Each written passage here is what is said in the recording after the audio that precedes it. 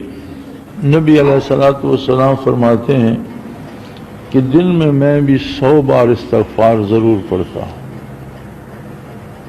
حالانکہ آپ وہ ہستی ہیں جن کی شفاعت پہ دنیا بھر کے مسلمان امید لگائے بیٹھے ہیں، صرف ہم نہیں، سارا عالم آدم علیہ السلام سے لے کر قیامت تک پہلی امتیں بھی شفاعت کی امیدوار ہیں۔ آپ امام الانبیاء ہیں اور ساری امتوں کے بھی نبی ہیں۔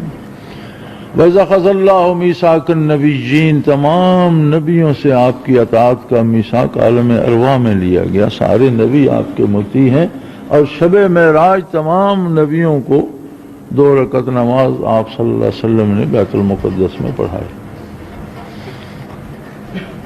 تو آپ فرماتے ہیں میں بھی استغفار کرتا ہوں۔ عرض کی گئی رسول اللہ آپ کو کیا ضرورت ہے؟ فرمایا کیوں؟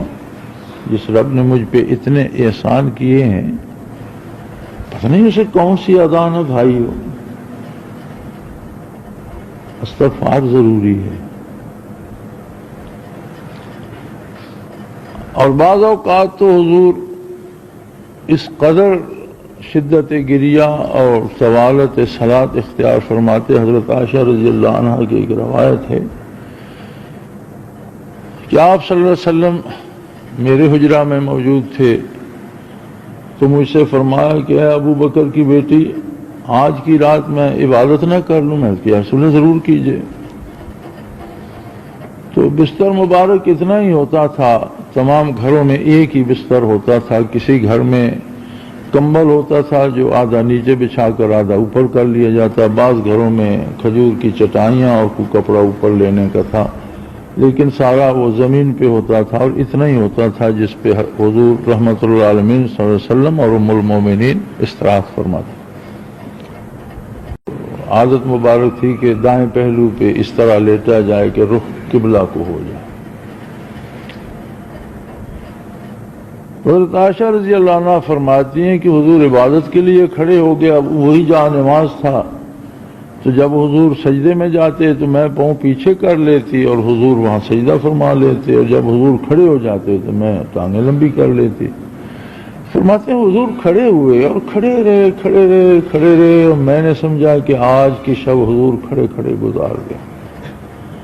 سینے مبارک سے اس طرح کی آوازیں آتی تھیں جیسے ہنڈیا کھولتی ہے، اور چشمہ مبارک سے اس طرح اشک رواں تھے کہ ریش مبارک ساری تر بتر ہو کر اس میں سے قطرات سینے اطہر پر برس رہے تھے۔ پھر آپ نے رکوع فرمایا۔ فرماتی ہیں میں نے سمجھا آپ رکوع سے نہیں اٹھیں گے، اتنا طویل رکوع تھا۔ پھر سجدے میں اسی طرح، پھر دوسری رکعت اسی طرح، تو ایک شب سحری تک کی 2 رکعت میں گزر گئی، اور میں نے دیکھا کہ قدوم مبارک سوج چکے ہیں، متورم ہو چکے ہیں، کھڑے ہو کر پائے مبارک متورم ہو چکے۔ جب آپ فارغ ہوئے تو فرماتی ہیں میں نے عرض کی یا رسول اللہ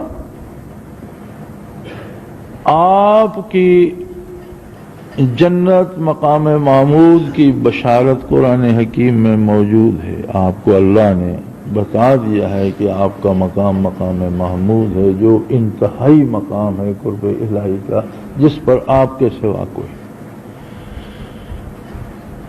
پھر دنیا کو امید ہے کہ آپ ان کی شفاعت کریں گے اور ان کی نجات ہوگی، تو آپ اس قدر مشقت کیوں فرما رہے ہیں؟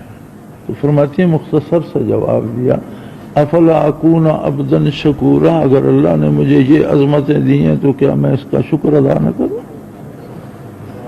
افلا اکون عبدا شکورا، او کما قال صلی اللہ علیہ وسلم، کہ اللہ نے اگر مجھے یہ نعمتیں دی ہیں تو میں اس کا شکر ادا نہ کروں؟